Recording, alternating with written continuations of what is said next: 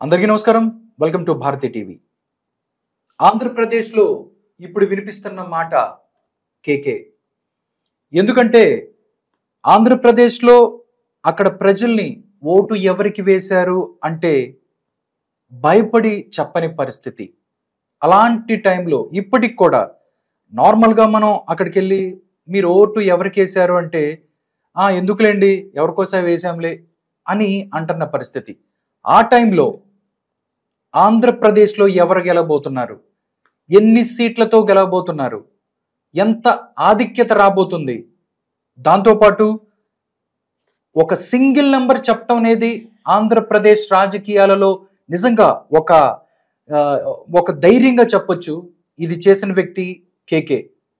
161 సీట్లు సాధించబోతుంది ఆంధ్రప్రదేశ్లో కూటమి అని చెప్పి ప్రత్యర్థులు అవ్వచ్చు, రాజకీయ పార్టీల గుండెల్లో రైళ్లు పరిగెత్తిస్తున్నారు.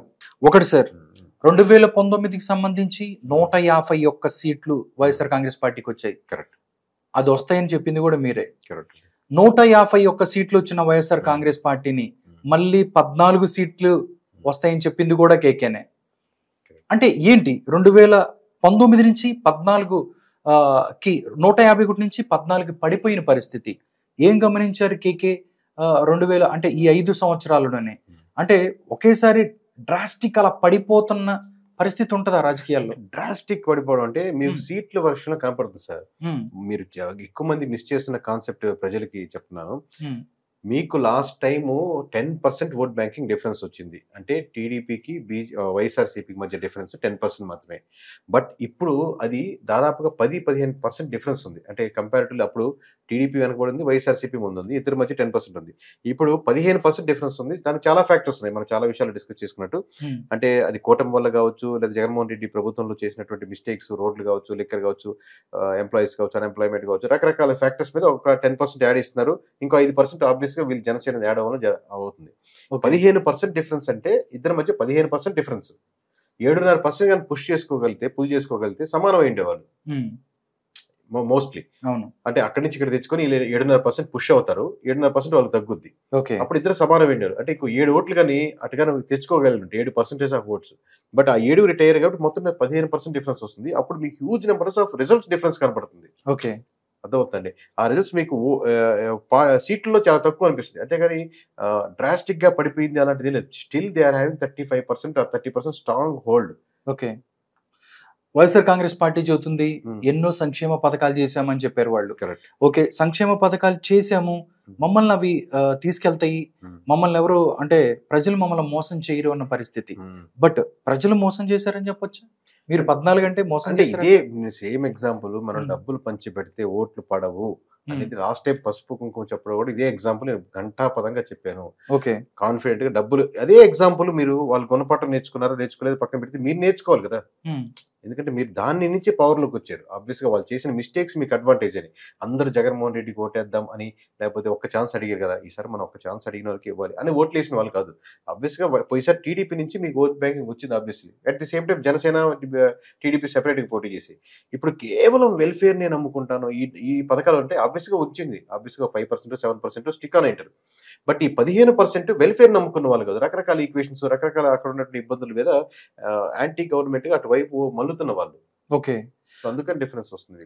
ఓకే సార్, ఒకటి అంటే నేను కేకే గారి ఇంటర్వ్యూతో చేయబోతున్నాను ఆయనతో అన్నప్పుడు చాలా ప్రశ్నలు, ప్రజల్లో ఏదైతే ప్రశ్నలు ఉన్నాయో అదే ప్రశ్నలు నేను మీతో మాట్లాడతాను. దానికి క్లారిటీస్ తీసుకునే ప్రయత్నం ఏదైనా అడగండి, ప్రజలు అనుకునేదే అడగండి. అంటే జనం నుంచి వాళ్ళు ఏం మాట్లాడుతున్నారు. ఒకసారి మీరు ఏదైతే సర్వే రిపోర్ట్ ఇచ్చారో ఆ రిపోర్ట్ నుంచి ఒకసారి ఒకటే సార్, అందరూ లాస్ట్ ఒకే ఒక క్వశ్చన్ అడిగి క్లోజ్ చేస్తాను. కేకే పీకే అవ్వాలనుకుంటున్నారా? ప్రశాంత్ కిషోర్ అవ్వాలనుకున్నాడా ఆంధ్రప్రదేశ్ లో? అంటే సర్వేకి సంబంధించి చాలా మంది ఉన్నప్పటికీ ఒక నిజమైన తెలుగోళ్ళ ఒక సర్వే, ఒక గట్స్ ఉన్న సర్వే సంస్థ ఏది లేని చాలా మంది అనుకుంటున్న పరిస్థితిలో ఆ టైంలో కేకే వచ్చాడు. అంటే నేను అది కరెక్ట్ కదా సార్ అనుకునే కంపారిజన్. ఆయనలో కొంచెం చాలా పాజిటివ్ క్వాలిటీస్ ఉంటాయి. ఎందుకంటే కామన్ మ్యాన్ నుంచి మొదలుపెట్టి ఒక దేశంలో అన్ని రాజకీయ పార్టీలు సర్వే అంటే సో నాట్ ఓన్లీ సర్వే, వాళ్ళు స్ట్రాటజిస్ట్ గా ఉండి వాళ్ళు గైడ్ చేసే విధానం అంటే మామూలు విషయం కదా. దాంట్లో నెగిటివిటీస్ మనం హైలైట్ అవ్వచ్చు. బట్ నాకు వ్యక్తిగతంగా ఎక్కువ ఆనందాన్ని ఇచ్చేది అంటే సమాజంలో ఏదైనా మార్పుల కోసం వెళ్ళే నాయకులు లేకపోతే లీడర్స్ ఉంటారు కదండి, లేదా అలాంటి పార్టీలు కానీ ఎవరైనా కానీ అలాంటి వాళ్ళకి ఏదైనా హెల్ప్ చేసి వర్క్ చేసి దాంట్లో ఏదైనా చేంజెస్ వచ్చాయి రేపు పొద్దున 20 సంవత్సరాల తర్వాత ఏం చేంజెస్ వచ్చారు ఇండియాలో అంటే దాంట్లో కూడా మనం ఏదో ఒక భాగస్వామ్యం ఎంతో కొంత ఐడియా నాదే అని మన లోపల హ్యాపీగా ఫీల్ ఇతను మన వాళ్ళు గెలిచాడు లోపల ఎవరికి చెప్పకపోయినా మనకు తెలిస్తే అది మోర్ హ్యాపీనెస్. అంటే ఫ్యూచర్ నెక్స్ట్ జనరేషన్ ఇంకా మున్సిపాలిటీ ఇష్యూస్, ఇంకా రోడ్డు సమస్యలు, ఇంకా ఎక్కడికి లంచాలు, కరప్షన్లు, ఇలాంటి ఫ్యాక్టర్స్ చూసినప్పుడే చిరాకుగా ఉంటుంది. అలాంటి వాటిలో ఏదైనా మార్పుల కోసం చేసే వాళ్ళకి లేదా చేయాలనుకునే పార్టీలకి వ్యక్తులకి నేను మద్దతుగా నిలబడాలి, ఫ్యూచర్లో అలా ఉండాలని కోరుకుంటాను. ఒకసారి ఆంధ్రప్రదేశ్ రాజకీయాలు చూసుకున్నట్టయితే మిగతా క్యాస్టిజం ఎక్కువ ఉన్న పరిస్థితి. టోటల్ గా ఆంధ్రప్రదేశ్ వచ్చే మిగతా వాళ్ళకి ఎక్కడైనా రాజకీయ నాయకులకి మీరేం చెప్పాలి అంటే ప్రజల్లో మీరు వెళ్తుంటే వాళ్ళ అభిప్రాయాలు చెప్తుంటారు పాలిటిక్స్ కి సంబంధించి. ఇలాంటి నాయకుడు కావాలి అంటే వాళ్ళ ప్రజల తరపున మీరేం చెప్పాలనుకుంటున్నారు? అంటే ప్రజల తరపున ఇప్పుడు ఇది నాట్ ఓన్లీ ఈ ఎలక్షన్స్ కాదండి, గడిచిన 10 ఎలక్షన్స్ అంటే 10 సంవత్సరాలుగా అబ్జర్వ్ చేసింది క్లోజ్ గా, అంటే మొత్తం డేటాని అబ్జర్వ్ చేసిన విధానంగా ఏం చెప్తున్నానంటే కంపల్సరీ కాన్ఫిడెంట్గా నేను చెప్పగలిగేది ప్రజలు ఎక్స్పెక్ట్ చేసేది నాట్ ఓన్లీ ఫ్రీ స్కీమ్స్ కొంతమంది ఖచ్చితంగా అవసరమే. వాళ్ళ దినచర్య రోజు బతకాలంటే ఊర్లో ముసలి వాళ్ళు 2 ఉన్నారు, వాళ్ళకి పిల్లలు లేరు, పిల్లలు చూసుకోవట్లేదు, ఖచ్చితంగా వాళ్ళకి పెన్షన్ అవసరమే, లేకపోతే మీరు ఇచ్చేటువంటి ఆసరా ప్రతి ఒక్కటి ఏదైనా పథకాలు అవసరమే. బట్ మోస్ట్ ఆఫ్ దెమ్ దానికంటే కూడా మంచి స్కూల్స్, మంచి హాస్పిటల్స్ లోకల్గా అవైలబిలిటీ ఉండి వాళ్ళు ఏదైనా డిగ్రీయో బీటెక్కో చేస్తే ఎక్కడికో వేరే దగ్గరికి పని చేయకుండా ఆ మండలంలోనే చిన్న జాబ్స్ క్రియేట్ చేయగలిగితే, లోకల్గా ఉపాధి మీరు క్రియేట్ చేయగలిగితే ప్రతి ఒక్కరు హైదరాబాద్కి వెళ్ళి బెంగళూరుకి వెళ్ళి జాబ్ చేయాల్సి అక్కడ రెంట్లు కట్టుకొని చివరికి వచ్చే శాలరీలు ఏం మిగలక ఎంత సంపాదించారు ఈ 10 ఏళ్ళు అంటే 10 ఏళ్ళు నేను వయసు సంపాదించాను, 10 ఏళ్ళ వయసు పెరిగింది అనుకునేట్టు కాకుండా ఎంతో కొంత అక్కడ పెరిగేటానికి వాతావరణం క్రియేట్ చేయగలిగితే, ఇలాంటివి ఎక్స్పెక్ట్ చేస్తున్నారు. ఎక్కడికైనా పని అవుతే గవర్నమెంట్ పనికి కరప్షన్ లేని గవర్నమెంట్ ఎక్స్పెక్ట్ చేస్తున్నారు. అంటే ప్రతిదానికి డబ్బులు ఇస్తే పని అవుద్ది, ఇట్లాంటివి ఎక్స్పెక్ట్ చేస్తున్నారు అనమాట. ఇవి ఎక్స్పెక్ట్ చేస్తే మీరు ఆబ్వియస్గా 5 ఏళ్ళు ఏంటి 10 ఏళ్ళు ఏంటి 20 ఏళ్ళైనా మీరే అవుతారు. లేదా ఇలాంటి మార్పులు తెచ్చేదానికి నాయకులుగా మీరు ముందుకు వస్తే అలాంటి సమాజం సిద్ధంగా ఉంది. అఫ్కోర్స్ దానికి ప్రెజెంటేషన్ ఎలా ఉండాలని చెప్పి రకరకాల ఫ్యాక్టర్స్ ఉంటాయి. సో ఓవరాల్ కన్సాలిడేట్ ఏంటంటే ప్రజలు మార్పు కోరుకుంటున్నారు. పార్టీలు మార్పు ఒక్కటే కాదు, వ్యవస్థల్లో మార్పులు కోరుకుంటున్నారు, విధానాల్లో మార్పు కోరుకుంటున్నారు. అవి మీరు చేస్తారని, మీరు కూడా ఇలా ముందుకు వస్తారని కోరుకుంటూ సైనింగ్ ఆఫ్, మీ KK. Thank you so much KK గారు. 24 అవర్స్లో మీరు చెప్పిన నంబరు రాబోతుంది. మీ దగ్గర నుంచి ఎంతో మంది నాయకులు, మంచి నాయకులు బయటికి రావాలి, ప్రజలకు ఉపయోగం జరగాలి, అదేవిధంగా ఆంధ్రప్రదేశ్కి మంచి జరగాలని కోరుకుంటున్నాను. థ్యాంక్స్. కేకే సర్వే CEO కేకే గారు మనతో పాటు ఉన్నారు. ఎగ్జిట్ పోల్స్ గురించి అడిగి తెలుసుకుందాం. సార్, ఫస్ట్ నుంచి మీరు ఎవరు చెప్పని విధంగా సింగిల్ నెంబర్ చెప్తానని అంటున్నారు. అసలు ఏంటి మీ ధైర్యం? అంటే మీకు ఎగ్జామ్లో 60 మార్కులు వచ్చాయండి సార్, నెక్స్ట్ టైం 70కి వెళ్దామని 80కి వెళ్దామని నెక్స్ట్ వెళ్తారు కదా. సో ఇప్పుడు ఏమనిపించింది అంటే ఎలక్షన్స్ ముందే +10 -10 చెప్పే అంత కాన్ఫిడెన్స్ మా దగ్గర బిల్డ్ అయింది. ఆ డేటా కానీ మా దగ్గర ఉన్న ఇన్ఫర్మేషన్ కానీ మాకు కనపడుతుంది. మేము తీసుకున్న శాంప్లింగ్స్ కానీ, వాడిన డేటా సైన్స్ కానీ, లేదా C++ నుంచి వస్తున్న ఇన్ఫర్మేషన్ కానీ, మేము అవుట్ సోర్సింగ్ ఇచ్చి వేరే వాళ్ళ చేత చేయించుకున్న డేటా కానీ, ఇవన్నీ కన్సాలిడేట్ చేసి నేను పర్సనల్గా చాలా నియోజకవర్గాలు వెరిఫై చేసి కానీ, అలా విలేజ్ వారి రిపోర్ట్ ఎమ్మెల్యేలకు ఇచ్చినప్పుడు చుట్టుపక్కల తీసుకున్న శాంపుల్స్ కానీ అన్నీ మాకు కనపడుతున్నాయి. సో వై డోంట్ ఇంకో +10 -10 కాదు, కొంచెం దగ్గరికి ఎందుకు వెళ్ళకూడదు, +5 -5కి వెళ్దామని నిశ్చయంగా అనుకున్నాం. +5 -5 కాదు, ఎందుకు సింగిల్ నెంబర్కి వెళ్ళకూడదు అని ఒక ఛాలెంజ్గా తీసుకున్నాం. ఛాలెంజ్గా తీసుకున్నప్పటి నుంచి మొత్తం సర్వే మొత్తం అంటే మీరు పంతంగా పెట్టుకున్నారు, లేకపోతే దాన్ని అటు ఇటు పోతే ఏంటని ఒకరు +1 2 పోతే ఏమనుకోరు. బట్ పూర్తిగా ఈస్ట్ వెళ్తున్నట్టు వెస్ట్ వెళ్తే ఇప్పుడు మనం కూటమి గెలుస్తున్నాం, కంప్లీట్గా వైఎస్ఆర్సీపీ గెలిచేదానికి ఛాన్సే లేదు.